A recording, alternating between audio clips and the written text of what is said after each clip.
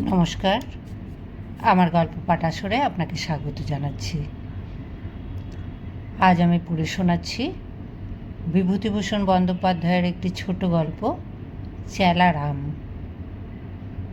দিল্লির এক পার্কে চেলারামের সঙ্গে আমার আলাপ হয়। ভীষণ জোয়ান, পুরো 6 ফুট 6 ইঞ্চি লম্বা, হাতের কবজি এই মোটা, এই গোঁফ দাড়ি, এই বুকের ছাতি। কথায় কথায় জানতে দেরি হলো না যে চেলারাম একজন অসাধারণ লোক। তার মুখের ভাব এমনি যে দেখলে মনে হয় জীবনের অনেকখানি দেখেছে। এমন ব্যাপার ঘটেছে এর জীবনে যা সচরাচর মানুষের জীবনে ঘটতে দেখা যায় না। তারপর মুশকিল হয়েছে আমরা বাঙালি, আমাদের জীবনে অভিজ্ঞতার ক্ষেত্র এত সংকীর্ণ। তবুও অমৃতসরে, দিল্লিতে, করাচিতে, ডেরাগাজি খাঁতে যারা জন্মায় তারা অনেক কিছু দেখে, অনেক কিছু করে। আমরা যারা খুব কিছু করি, বাপের পয়সায় খই ছড়াতে ছড়াতে বিলেতে গিয়ে উঠি। আমাদের চেয়ে মাদ্রাজি, তেলেগু, নোয়াখালী ও চাটগাঁয়ের মুসলমানেরা ভালো। তারা তবুও 5টা দেশ দেখে, জাহাজের খালাসি টালাসি হয়, যা হোক তবুও কিছু। চেলারাম আমার কৌতূহল আকৃষ্ট করবে বেশি কথা নয়। যখন সে প্রথমেই বললে সে ফ্রান্সে গিয়েছিল যুদ্ধের সময়। যুদ্ধ শেষ হবার পরে সে আবার একটা কিসে ভর্তি হয়ে মেসোপটেমিয়ায় যায়। মরুভূমিতে আরবদের হাতে পড়েছিল, টাইগ্রিসে নৌকার বাজ খেলে এসেছে, ব্যাবিলনের ধ্বংসস্তূপের মধ্যে বসে চুরুট খেয়েছে। আমি বললাম, তোমার জীবনের সকলের চেয়ে একটা বড় ঘটনার কথা বলো না শুনে। চেলারাম বলতে আরম্ভ করলে, অমৃতসর জেলায় আমার বাড়ি। আমাদের গ্রামের সবাই এমন গরিব যে একজন 21 টাকা মাইনে পেত কলকাতায় কি কাজ করে। গ্রামের মধ্যে সেই ছিল বড় লোক ও বড় চাকরি। সে বলতো কলকাতায় সে পুলিশের দারোগা। আমার স্বভাব ছিল দুঁদে ও নির্ভীক। 18 বছর বয়সে স্কুল ছেড়ে দিয়ে কিছু টাকা জোগাড় করে কলকাতায় এলাম। ভাবলাম পুলিশের দারোগা যদি হঠাৎ নাও হতে পারি, হেড কনস্টেবল হওয়া কে আটকাবে। কলকাতায় এসেই ভুল ভেঙে গেল। গ্রামের সেই লোকটাকে খুঁজে বার করে দেখলাম সে এক বড় লোকের বাড়ির দারোয়ান। সে আমার কলকাতায় থাকবার 1 মাসের খরচ দিতে চাইলে যদি গাঁয়ে ফিরে কাউকে তার দরবানি করার কথাটা বলে না বেড়ায়। তারই পরামর্শে মোটর গাড়ির কাজ শিখলাম। কিছুদিন কলকাতায় মোটর চালাবার পরে ইউরোপে মহাযুদ্ধ বাঁধল। আমি সৈন্যদলে ভর্তি হয়ে করাচি ও সেখান থেকে গেলুম ফ্রান্সে। এসব দিনের অভিজ্ঞতা খুব বিচিত্র হলেও বিস্তৃত বর্ণনা করবার দরকার নেই। যুদ্ধ শেষ হবার পরে গ্রামে ফিরে গেলাম, কিন্তু বেশি দিন ভালো লাগলো না। আবার একটা চাকরিতে ভর্তি হয়ে চলে গেল মেসোপটেমিয়া। 3 বছর পরে মেসোপটেমিয়া থেকে ফিরে বম্বে এলাম।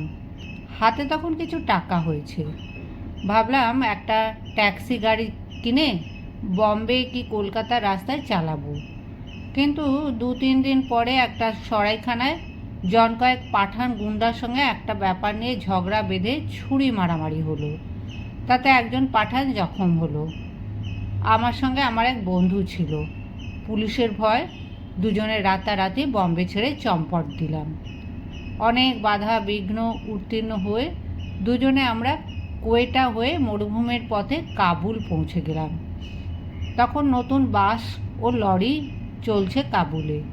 অনেক বড় লোকের মোটর হয়েছে, কিন্তু ভালো মোটর ড্রাইভারের সংখ্যা তত বেশি নয়। আমাদের মোটর চালানোর কাজ পেতে দেরি হলো না। কয়েক বছর কেটে গেল, বেশ সুখেই আছি। আগের পয়সা হাতে ছিল, সেই পয়সায় নিজে একটা লরি কিনে কাবুল কান্দাহারের পথে চালাই। জিনিসপত্র সস্তা, অনেক বন্ধুবান্ধবও জুটে গেল। লরি চালিয়ে ক্রমশ উন্নতি হতে লাগলো। কাবুলে ভোলানাথ বলে একজন লোক ছিল, বিখ্যাত লোক। সে জাতে গুজরাটি ব্রাহ্মণ, অনেক দিন কাবুলে আছে। এখানে পুরুতের কাজ করে। মিরমক্কদ বাজারের দক্ষিণে ছোট একটা গলির মধ্যে তার একটা ছোট মন্দির আর বাড়ি। ভোলানাথের মন্দিরটি এক অদ্ভুত জায়গা। সন্ধ্যার পর থেকে নানা ধরনের লোক সেখানে এসে আড্ডা দিতে আরম্ভ করে। চা হরদম চলছে। মোটা কড়া তামাকের ধোঁয়ায় মন্দিরের চাতাল অন্ধকার হয়ে যায়। এদিকে ঘণ্টা বাজে, আরতি হয়, প্রসাদ বিতরণ হয়। রাত 12টা-1টা পর্যন্ত লোকের পর লোক আসছে। তার মধ্যে খুব বড় প্রতিপত্তিশালী ব্যবসাদার থেকে আমার মতো বাজে লোকও আছে। আর সবারই ওপর ভোলানাথের প্রভাব খুব বেশি। সবাই তাকে মানে, খাতির করে, তার কাছে পরামর্শ নেয়। একদিন রাত 8টার সময় ভোলানাথের মন্দিরে গিয়েছি। চা পান শেষ হয়ে গিয়েছে। ভোলানাথ আমায় বলে, চা খাবে নাকি?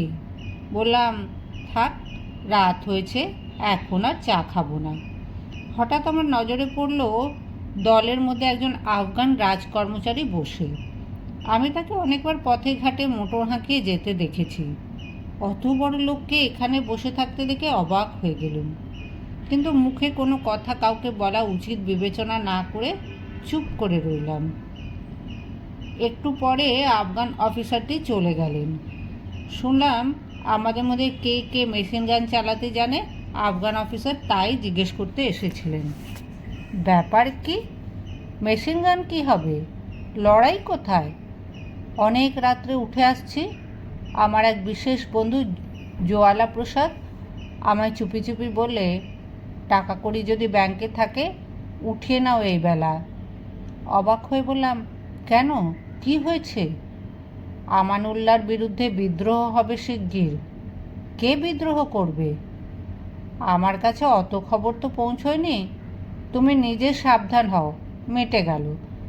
2-1 দিনের মধ্যে আগুন জ্বলবে। বেশি রাতে রাস্তায় চলাফেরা করো না। মীরমকদ বাজারের নিচ শ্রেণীর কাফিখানাগুলোতে তখনও আমোদ প্রমোদ চলছে।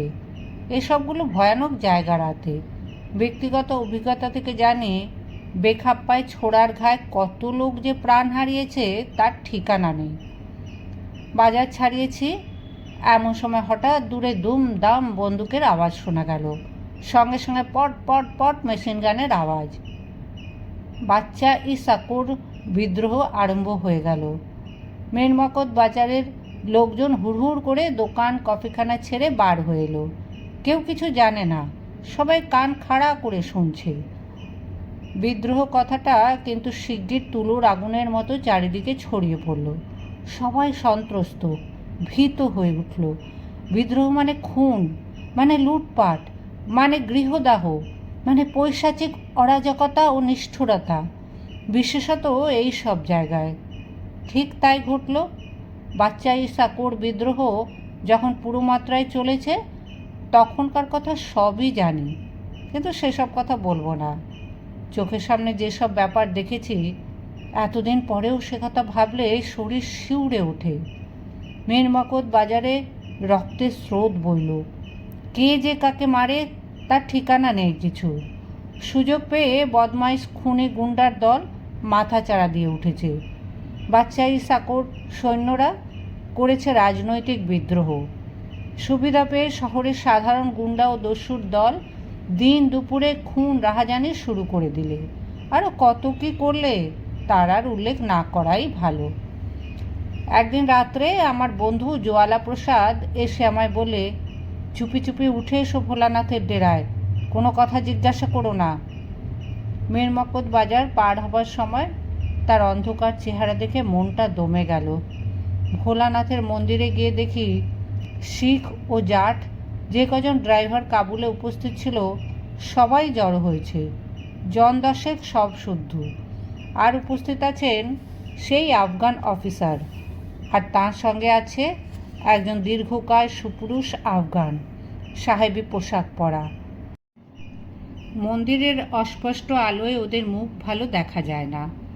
আফগান সর্দার বলেন, তোমাদের মধ্যে কে কে এই রাত্রেই কাবুল থেকে কান্দাহারের পথে মোটর নিয়ে যেতে পারবে? সেখান থেকে কে কে বোম্বাই পৌঁছতে পারবে? আমি তো অবাক। কোথায় কান্দাহার আর কোথায় বোম্বাই? তাছাড়া যাবার পথ কই? বিদ্রোহীরা তো খাইবারের পথ আটকেছে। আপাতত কাবুল নদী পেরোনো যাবে কিনা সন্দেহ। কেন? কাকে নিয়ে যেতে হবে? আফগান অফিসার বললেন, চামানের পথে কোয়েটা হয়ে বোম্বাই পৌঁছতে হবে। 10খানা লরি চাই, প্রাইভেট মোটর 2খানা থাকবে, তা চালাবার লোক চাই। যত টাকা চাও পাবে। আমরা সবাই ঘাড় নাড়লুম। অসম্ভব!